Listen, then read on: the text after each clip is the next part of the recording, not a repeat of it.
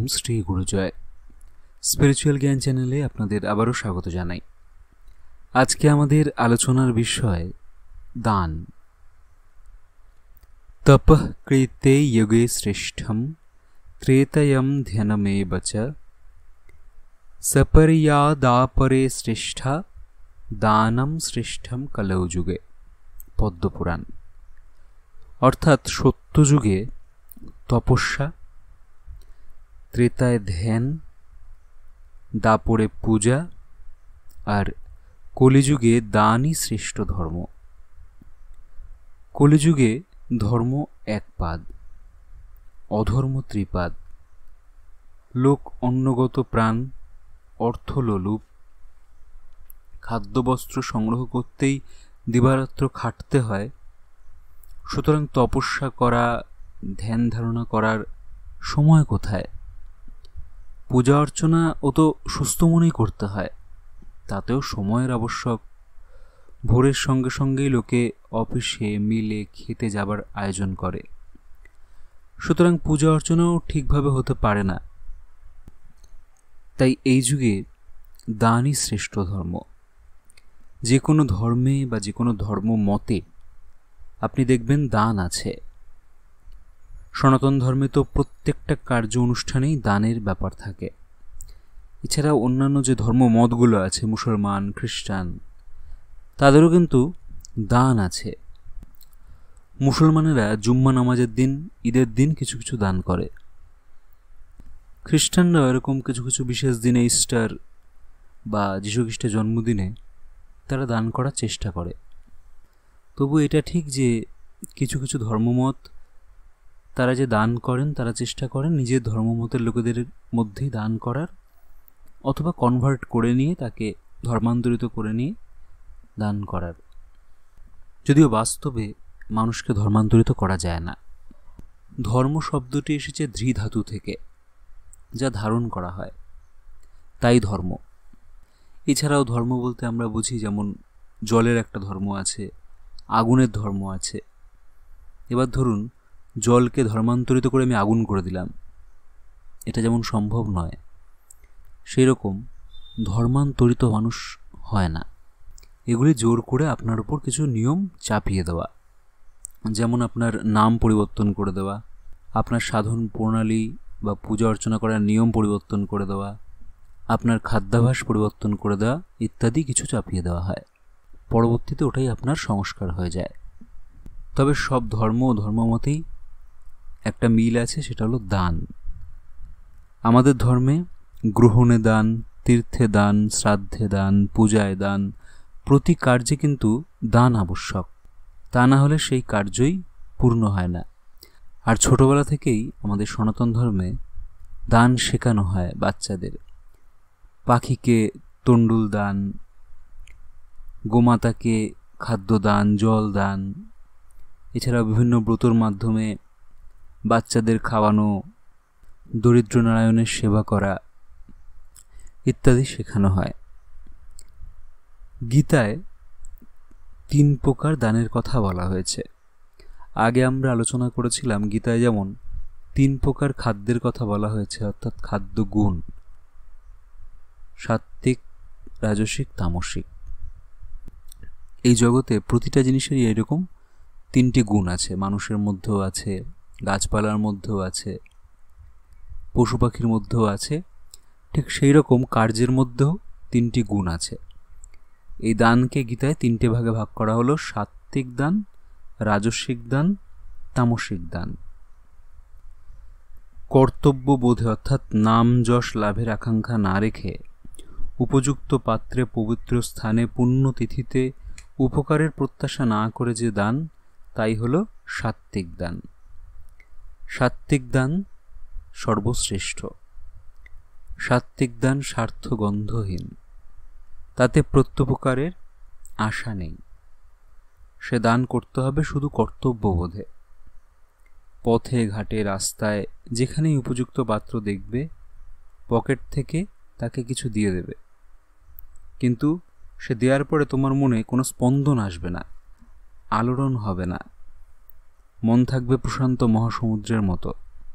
আর দান হবে যন্ত্রচালিতের ন্যায়। এরূপ দানই কর্তব্যবোধে দান।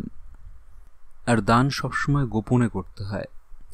দান করে সে কথা নিজ মুখে কখনো বলতে নেই বা সোশ্যাল মিডিয়ায় প্রচার করতে নেই।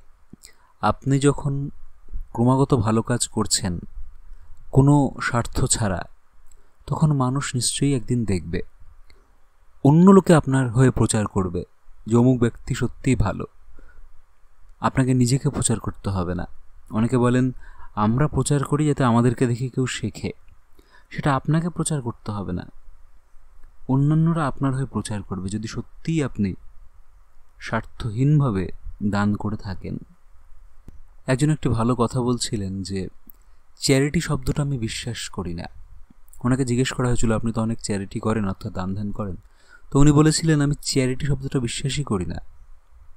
এটাই আমাদের কর্তব্য, রেসপন্সিবিলিটি। চ্যারিটি আবার কি? ভগবান আমাদের অর্থ দিয়েছেন, আমাদের কর্তব্য যেই অর্থ যেসব মানুষ অপারক বা যাদের ক্ষমতা নেই তাদের কিছু কিছু দান করা। কোনো স্বার্থহীন দান যেমন সর্বশ্রেষ্ঠ, সেই রকম আরও দুটো দান আছে। স্বার্থহীন দান তো হয়ে গেল সাত্ত্বিক দান, আর আছে রাজস্বিক দান আর তামসিক দান। ধরুন আপনি আপনার প্রতিবেশীকে বিপদে সাহায্য করলেন অর্থ দিয়ে। কেন করলেন? যেহেতু আপনাদের বিপদেও ওই প্রতিবেশী যাতে সাহায্য করে, অর্থাৎ আপনার ওখানে একটা আশা আছে যে প্রতিবেশীর বিপদে আমি সাহায্য করছি, আমার বিপদ আসলে সেও সাহায্য করবে। এই দানকে বলা হচ্ছে রাজস্বিক দান বা রাজস্ব দান। এতে সমাজের কল্যাণ হয়। এ দান বর্জনীয় নয়, এটাও ভালো। আর একটা দান আছে, ধরুন আপনার কাছে কোনো মাতাল বা গাঁজাখোর বা নেশা করে এরকম কিছু মানুষ এসে জোর করে হাত পা চেপে ধরলো বা ভিক্ষা চাইলো, আর আপনি জানেন যে ওই টাকা দিয়ে ও নেশা করবে, তাই বিরক্ত হয়ে একটা টাকা ছুঁড়ে দিলেন। এইরূপ দান তামসিক দান। এটি হচ্ছে নিকৃষ্টতম দান। এ দান দ্বারা গ্রহীতার উপকারের পরিবর্তে অপকারী হয়, অর্থাৎ যে গ্রহণ করছে তার কিন্তু উপকার হয় না। এই দানেও আপনার ফল হবে, কিন্তু খুব সামান্য। এই দান না করাই ভালো, কারণ যে গ্রহণ করছে তার ক্ষতি হয়। প্রশান্ত মনে আনন্দের সঙ্গে দান সব থেকে ভালো দান। আর দান করতে পারলে নিজেকে ধন্য মনে করতে হয়। দানের সুযোগ উপস্থিত হলে সেটা হাতছাড়া করতে নেই। ভারতবর্ষ তো ত্যাগের দেশ, এখানে প্রচুর ত্যাগী মানুষ দেখা যায়। ত্যাগী মানুষ, প্রেমিক মানুষ। যারা ত্যাগ করতে শিখেছেন তারাই প্রকৃত প্রেম করতে জানেন, বাকি সবই ভণ্ডামো। বাংলায় সব থেকে বড় দানের উদাহরণ যিনি দানী ব্যক্তি, তিনি ছিলেন দেশবন্ধু চিত্তরঞ্জন দাস। এর প্রসঙ্গে একটি ঘটনা আমরা আলোচনা করছি।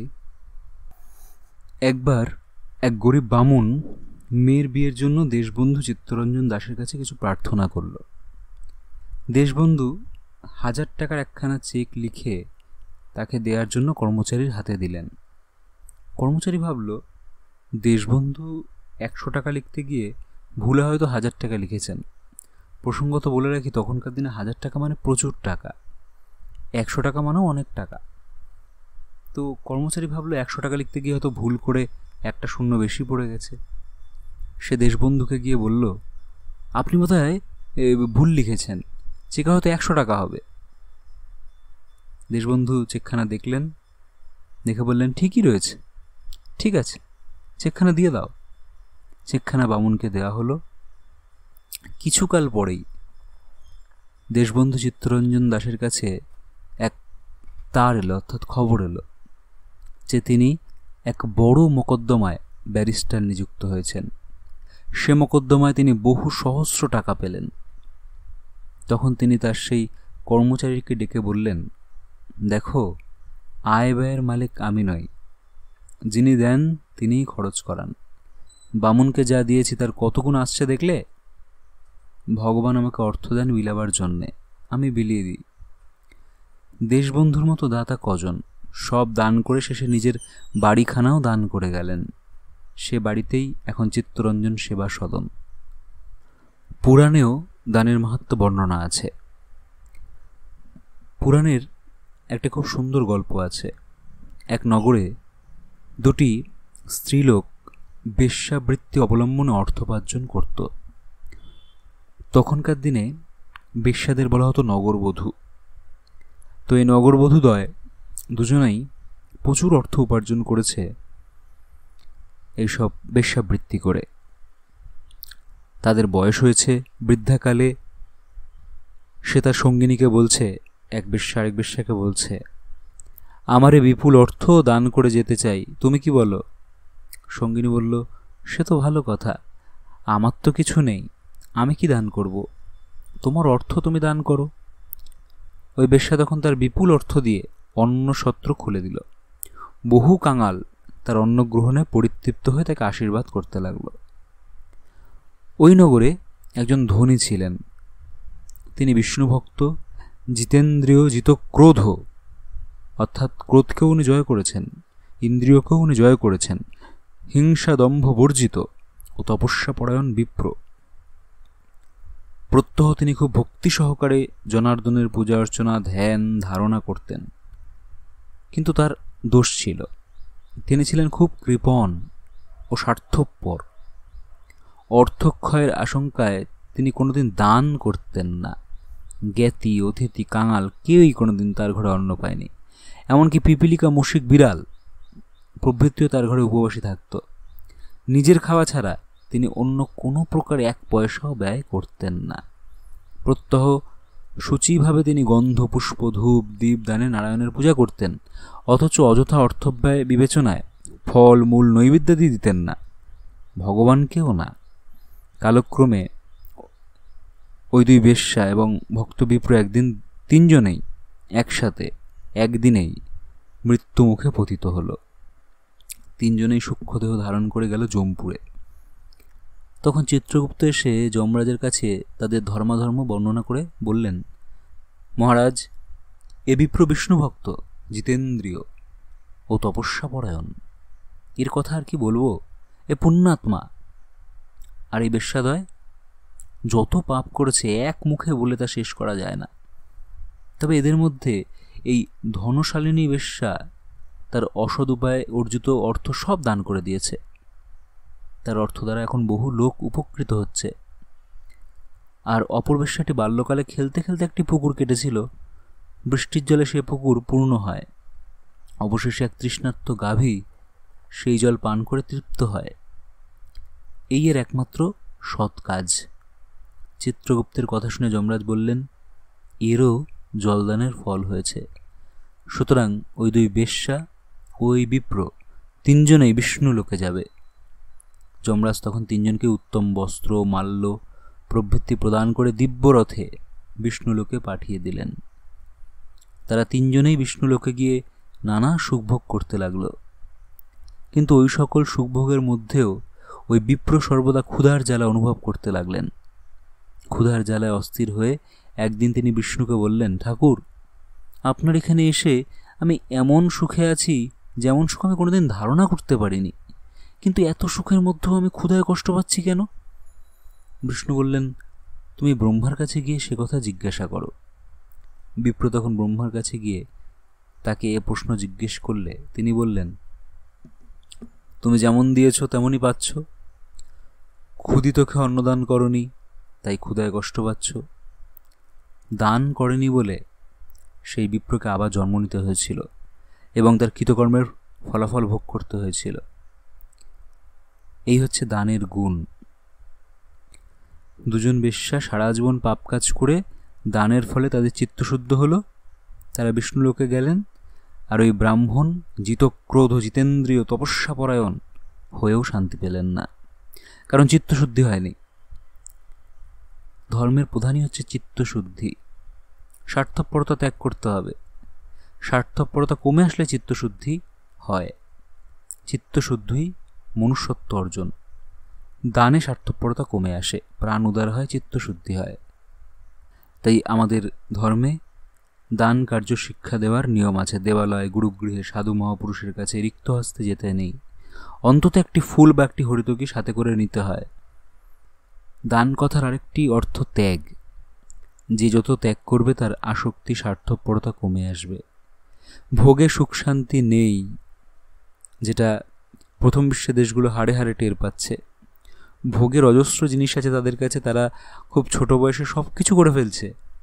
টাকা পয়সা, শারীরিক সম্পর্ক থেকে সমস্ত রকম ভোগ, দামি গাড়ি, কিন্তু শান্তি পাচ্ছে না, কারণ ভোগে শান্তি নেই। এটা মানুষের বুঝতেই সময় চলে যায়। ত্যাগেই সুখ, ত্যাগেই আনন্দ। দান কার্যে গ্রহীতার চেয়ে দাতার মনেই আনন্দ বেশি হয়। দানের আনন্দ অফুরন্ত, তার স্মৃতি যতদিন মনে থাকে মনে ততদিনই আনন্দ।